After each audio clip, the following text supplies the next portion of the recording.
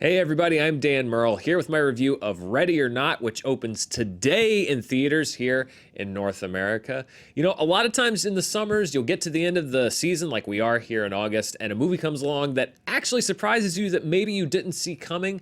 And for me this year, it is Ready or Not. The movie is co-directed by Matt Bettinelli-Olpin and Tyler Gillett from a story by Guy Busick and not that Ryan Murphy, but Ryan Murphy. It stars Samara Weaving as Grace, who is marrying into the Ladomas family, a multi-generational gaming empire that also has some dark secrets.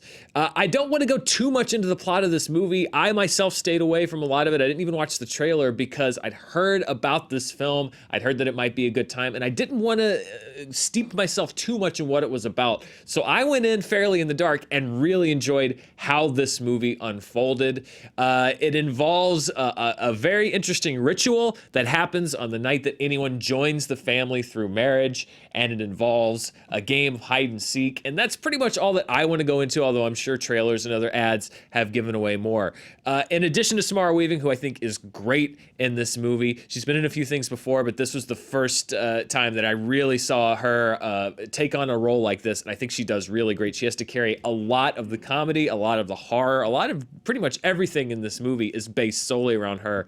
I think she's fantastic in this movie. It's also a really strong supporting cast, including Andie MacDowell as her mother-in-law, Adam Brody as her brother-in-law, and an actress that I didn't know, Nikki Guadagni as Aunt Helene, who is one of my favorite supporting characters in a movie in quite some time.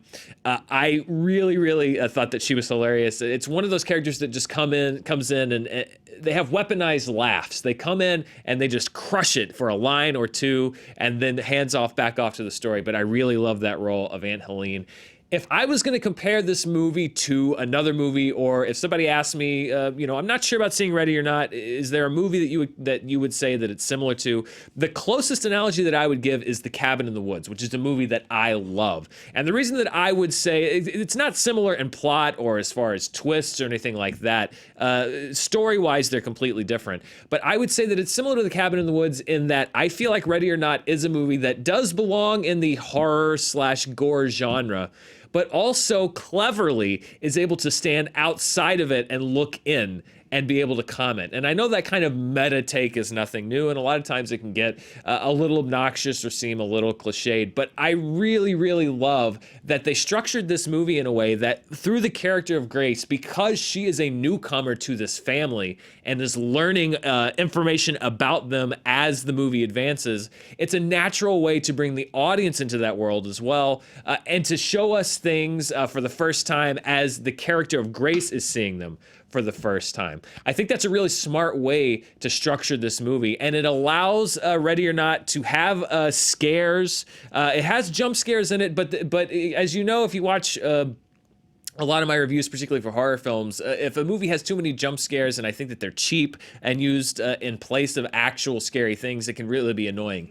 The jump scares that are in this movie, and there's not a whole lot of them, are just part of the ride. They don't seem like they're there to substitute for actual scares. They don't seem like they're there to be cheap or to be a distraction. They're employed well. Along with the gore, there's a lot of really good body horror, gore, practical makeup effects, some CG effects that are done, I think, really well. This was obviously not a hugely budgeted movie, but they deploy it well. The location is fantastic. The makeup, as I mentioned, is great. The effects that they do have are well done.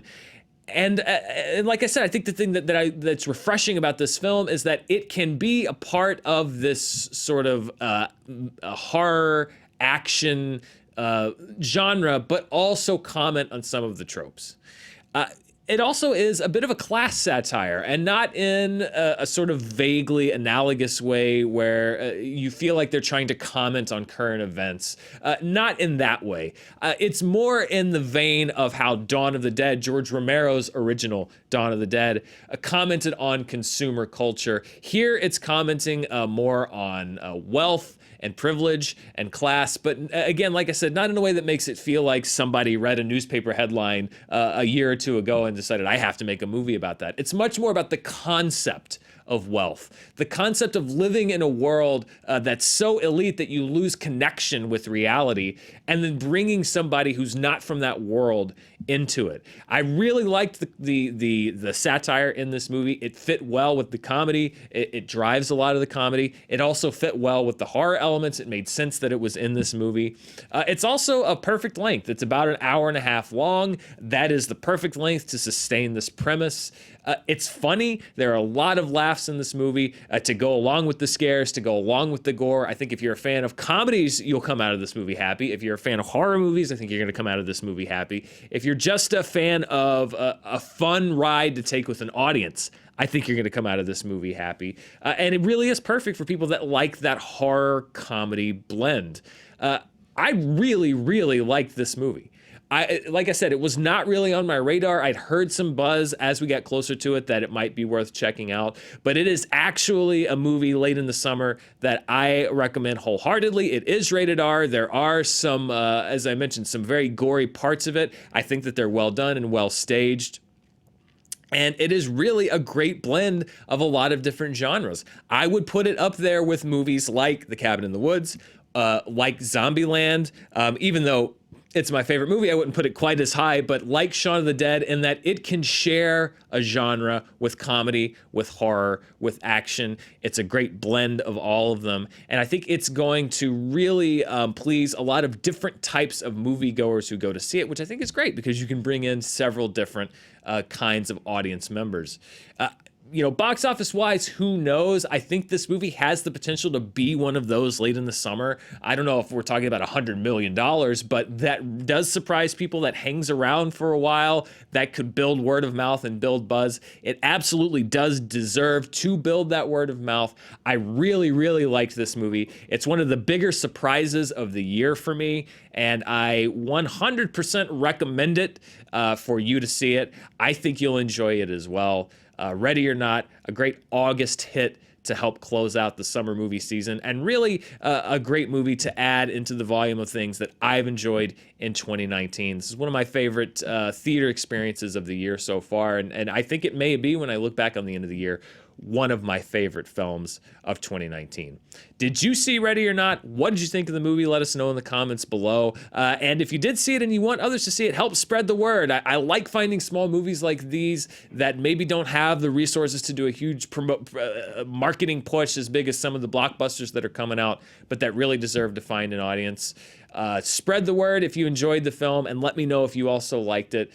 Thank you for watching the review of Ready or Not here on Fandom Entertainment. If you'd like to see an interview that our own Eric Goldman did with the directors and writers of this movie, you can see that inside one of our Screen Junkies Universe episodes, the one about James Bond, the new James Bond movie, No Time to Die. That interview is inside of that episode if you want to learn more about the movie, although I would recommend, if you want to go in totally clean, don't watch that until you see the movie. But yeah, Ready or Not, big recommendation for me. Stay tuned here to Fandom Entertainment. We'll be bringing you the latest news and reviews of everything that's coming out, and there's been a lot lately. Until next time, thanks for watching.